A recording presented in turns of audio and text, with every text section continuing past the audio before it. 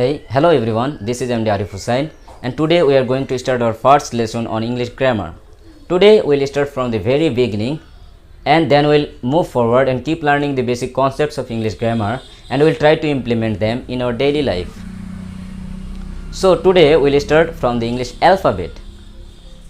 Let me tell you one thing, that I will use Bangla as well because we Bengalis are pretty comfortable using Bangla. I can make you understand better if I am talking in Bangla, and you also can understand better if you are learning it in Bangla. That's why I will also use Bangla beside English. So let's start the video. We all know that in English there are exact 26 letters, and these are the 26 letters here. We all know that these 26 letters are the combination of both vowels and consonants. We all know that there are 5 major vowels, and these are the 5 major vowels. A, E, I, O and U are the 5 major vowels, and the rest 21 are the consonants.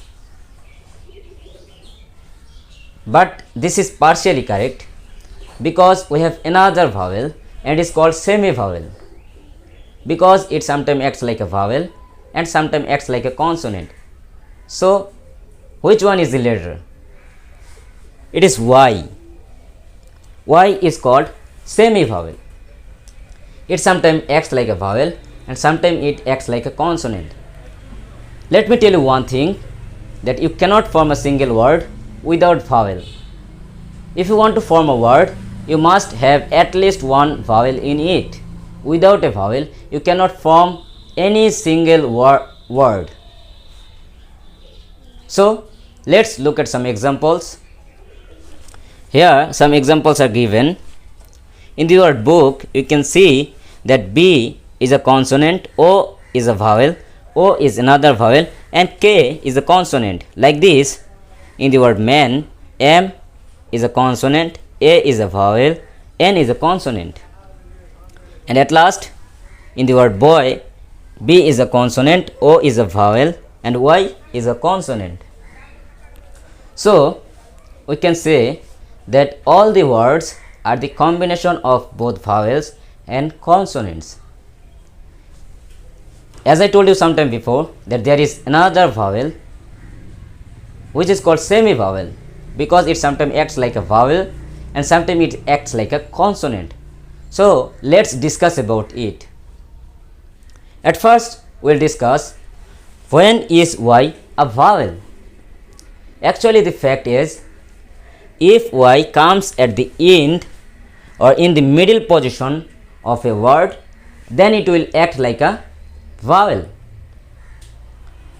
There is another thing to be noticed, that if Y sounds like the major vowels A, E or I, and there isn't any major vowel before Y, then we can call it that Y is a vowel. So let's look at some examples. Here are some examples given. In the word baby, you can see that before Y any major vowel is not present, and here Y sounds like E, baby. So we can call Y a vowel here. Like this, in the word ugly, here also Y sounds like E, ugly. Like this, in the word pretty, here also Y sounds like E. That's why Y is acting like a vowel here. But if Y sounds like A or I, then we also call Y a vowel. Let's look at some example. In the word sky, dry and cycle, in all of these words Y sounds like I, sky, dry, cycle. All these words, in all these words Y sounds like I. So Y is also a vowel here. So let's jump into our another question. When is Y a consonant? Actually the fact is, if y comes at the starting position and if y sounds like yeah, then we can call y a consonant. Let's look at some examples.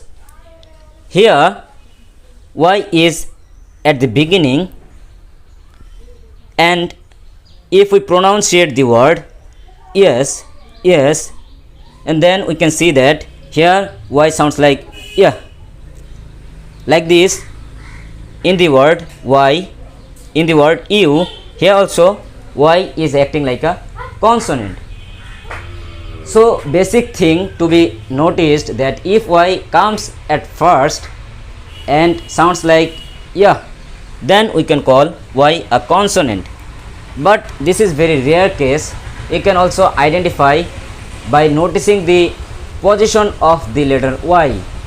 If it is in the starting position, then actually we'll call it a consonant.